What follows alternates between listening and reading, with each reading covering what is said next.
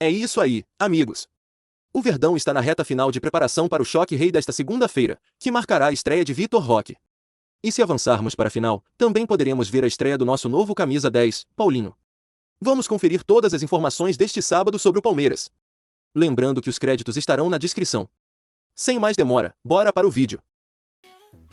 E na segunda-feira tem choque rei, tem Palmeiras e São Paulo. E como é na casa do Palmeiras, a gente começa trazendo as informações com o fundo verde. Estela Gomes vai aparecer aqui agora para conversar com a gente. Olha só, na frente do CT.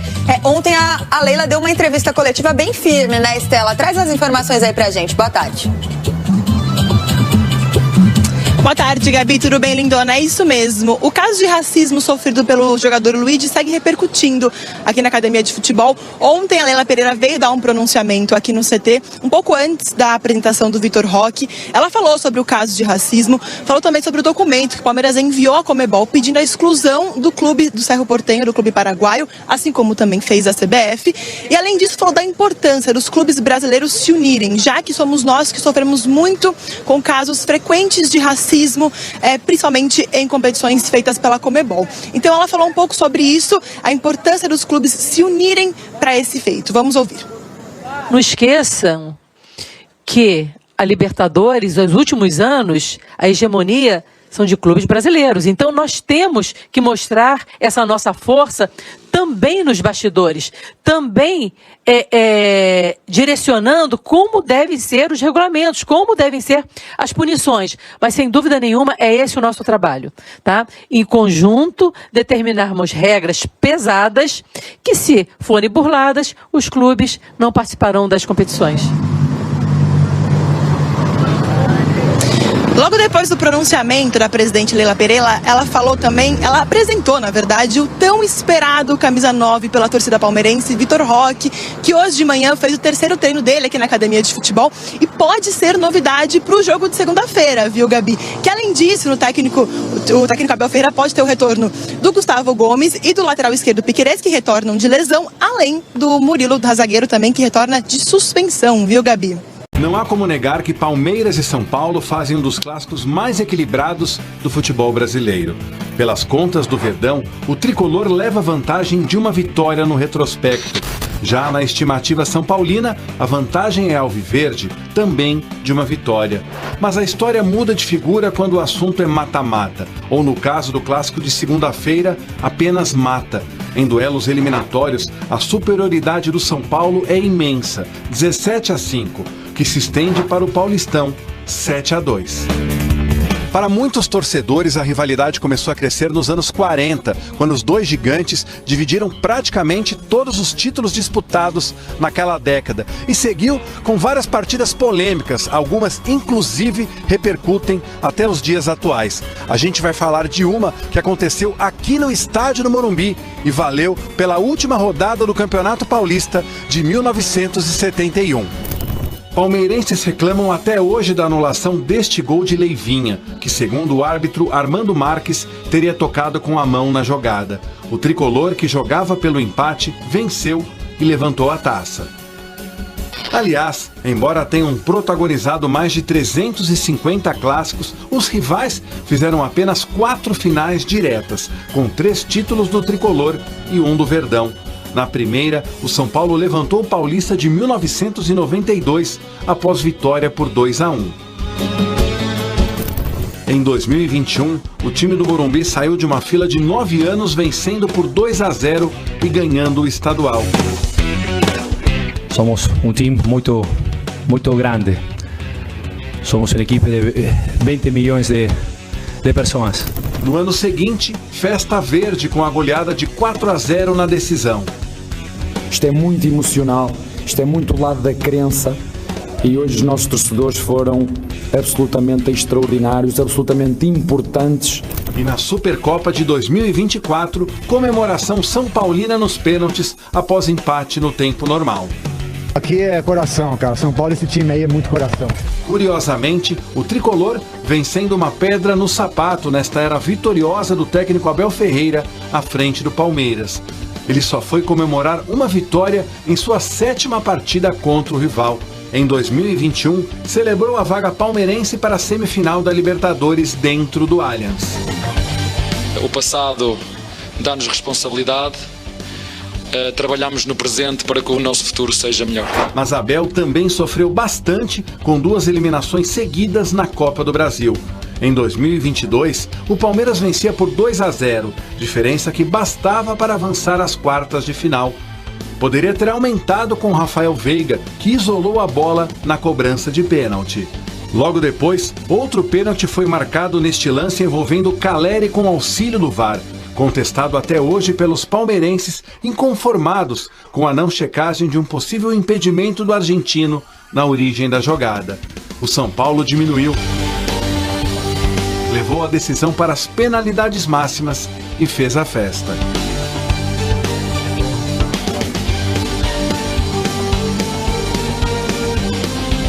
Em 2023, o tricolor repetiu o feito, desta vez nas quartas de final.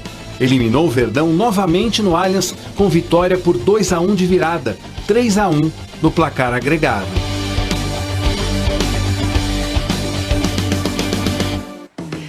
Para falar, claro, de muito futebol por aqui, ele já está aqui comigo. Bom dia! Andrei Matos, bom dia, Andrei. Tudo bem, dona Kalinka? Bom dia para você, para quem está nos acompanhando aqui em São Paulo. Se você quer equilíbrio, você quer esse jogo, né, Kalinka? A gente viu ali na matéria do Rosenberg todo, né, esse histórico, todo esse clássico, tudo que traz junto para esse jogo aí é muito equilíbrio, né, entre Palmeiras e São Paulo. Um jogo que, de fato, tem aí um histórico, né, que os dois times conseguem olhar pontos positivos e pontos negativos, mas na hora da somatória de tudo, é só uma vitóriazinha a mais no confronto, cara. É muita coisa de equilíbrio entre eles, né, cara? Olha, tem uma coisa nova, vamos colocar nova nesse espetáculo todo, que aí vive martelando Federação Paulista de Futebol, tá sempre martelando, tá sempre pedindo. E aí tem um negocinho, um temperinho a mais para esse equilíbrio, que para manter o equilíbrio dentro de campo, na hora de comemorar os gols também, viu? Você tá falando de equilíbrio. Tem muito a ver com torcida isso, tem muito a ver com respeito com o time, com o mandante do jogo.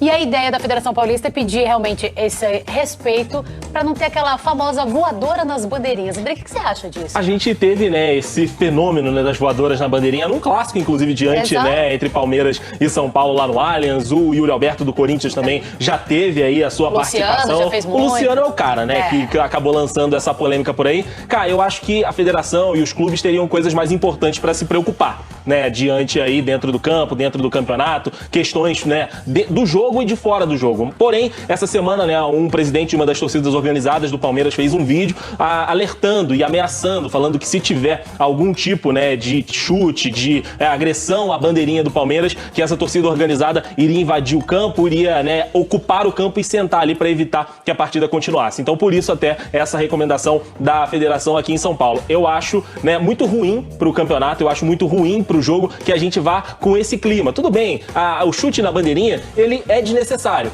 mas essa preocupação e essa ameaça vindo de fora é pior ainda. Eu acho que o campeonato, a federação e os clubes teriam outras preocupações maiores do que fazer esse tipo de recomendação e se preocupar com esse tipo de coisa, cara. Olha, falando em recomendações maiores, eu acho que já vale a gente entrar no nossa partida, de como esses times estão se preparando e, claro, sobre tudo que aconteceu que envolve também o Palmeiras esta semana.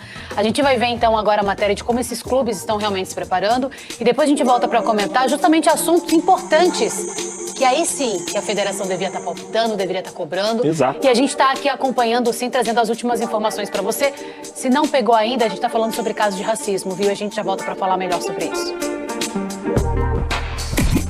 Dá para dimensionar o tamanho de um choque-rei?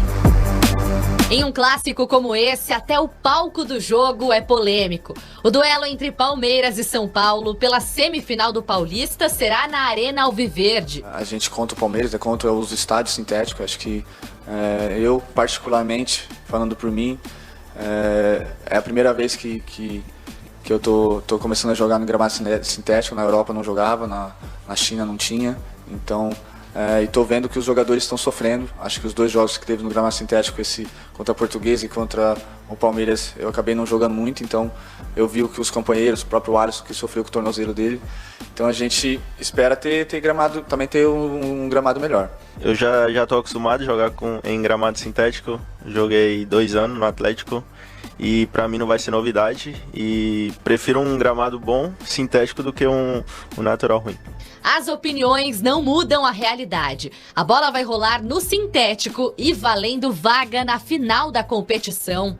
É jogo decisivo. Bom pro São Paulo, que em 22 partidas de mata-mata contra o Palmeiras, saiu vitorioso 17 vezes. Eu já conheço essa rivalidade faz tempo e realmente nos últimos anos eu mesmo de longe acompanhei sim os jogos decisivos. Palmeiras e São Paulo sempre enfrentavam no mata-mata e a gente sabe como que é esse jogo. É um jogo que é difícil, é um jogo que é muito equilibrado, independente de onde seja, se é no estádio do Palmeiras, se é no estádio de São Paulo, aonde acontece o jogo é muito equilibrado, então a gente está preparado para isso.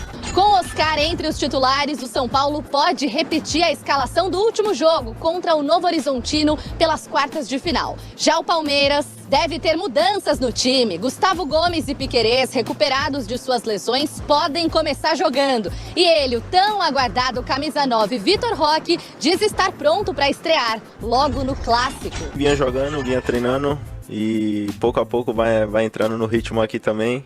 E sobre jogar, só depende do Abel. Já aprendi um pouco sobre a formação, como que ele gosta de jogar.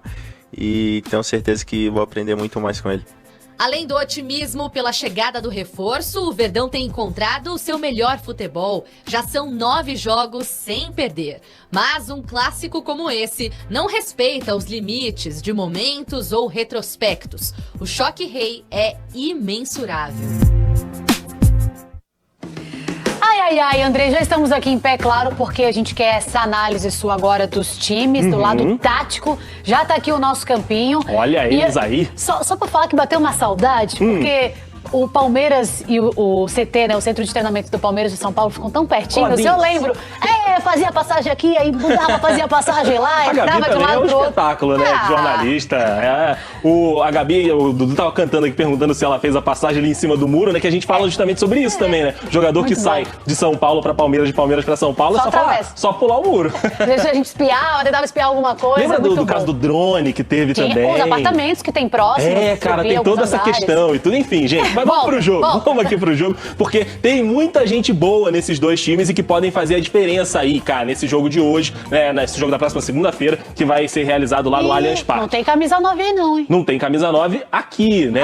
Nenhum dos dois lados. Se bem que o Caleri é o 9 de São Paulo, né? Mas não usa 9. Bom, vou falar primeiro então do São Paulo, tá? Porque o São Paulo mudou de esquema, né? O primeiro jogo entre eles na temporada, o São Paulo foi pra não perder o jogo diante, né, do Palmeiras. E conseguiu esse objetivo. Só que hoje tem que vencer o jogo pra poder se classificar aí diante do Palmeiras. E aí, o técnico Zubeldia vai provavelmente, ir com os 3 zagueiros, né? 3 zagueiros polêmicos aí durante a semana também, né? Mas o Zubeldia deve trazer aí essa linha de zaga com Alan Franco, Ferrarese e Arboleda, né? É um padrão que ele vem tentando colocar depois que o quarteto mágico não conseguiu encaixar lá na frente, ficou muito exposto o meio-campo do São Paulo e também a zaga, então acabou tendo problemas aí, né, na sua escalação, então mudou para tentar dar mais conforto e segurança defensiva para os seus jogadores. E aí a gente vem para frente do time do São Paulo, que tem, por exemplo, um Oscar, que, né, falou ali da questão do gramado sintético, que nunca teria jogado, e de fato no jogo que ele fez, né, na fase de grupos do Paulista, ele não pegou na bola, né, dentro do jogo aí diante do Palmeiras. E aí a gente tem que, para mim, no time do São Paulo pode ser o fator decisivo,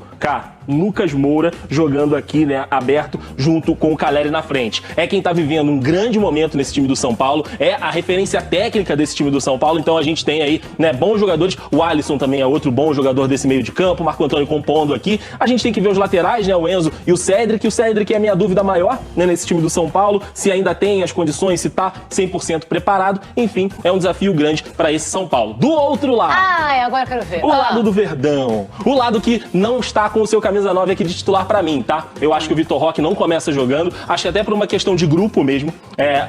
por mais que seja aí talvez o principal reforço da temporada, cara, eu acho que se ele passar na frente já como titular numa semifinal, eu acho que o Abel perde ali um pouquinho da questão do grupo. Então eu acho que ele pode aí começar com o Flaco Lopes. Preparo físico ele tem, inclusive trabalhou durante a semana. Exato.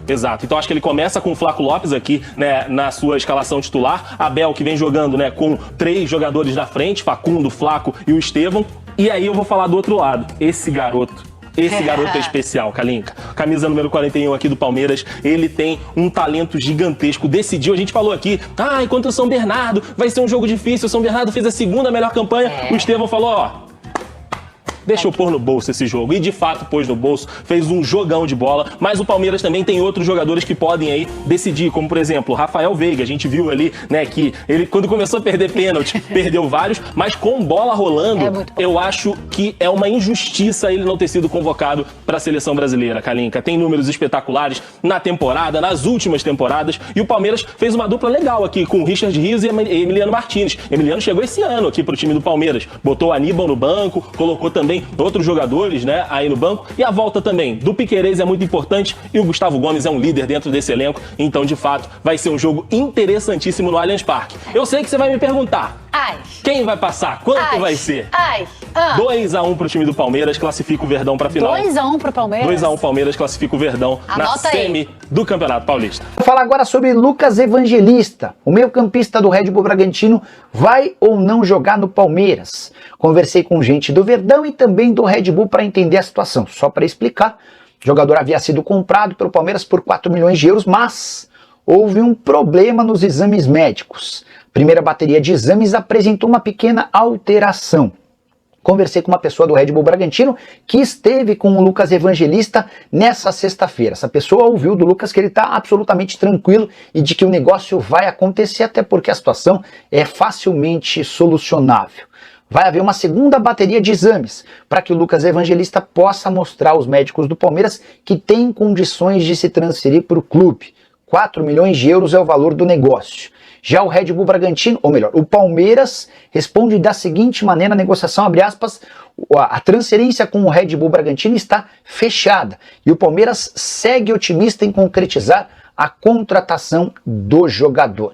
Vale a lembrança de que, ainda que o Evangelista não seja mais comprado pelo Palmeiras, a ida do Fabinho para o Red Bull Bragantino está garantida, operação de 2,5 milhões de euros por 50% dos direitos econômicos.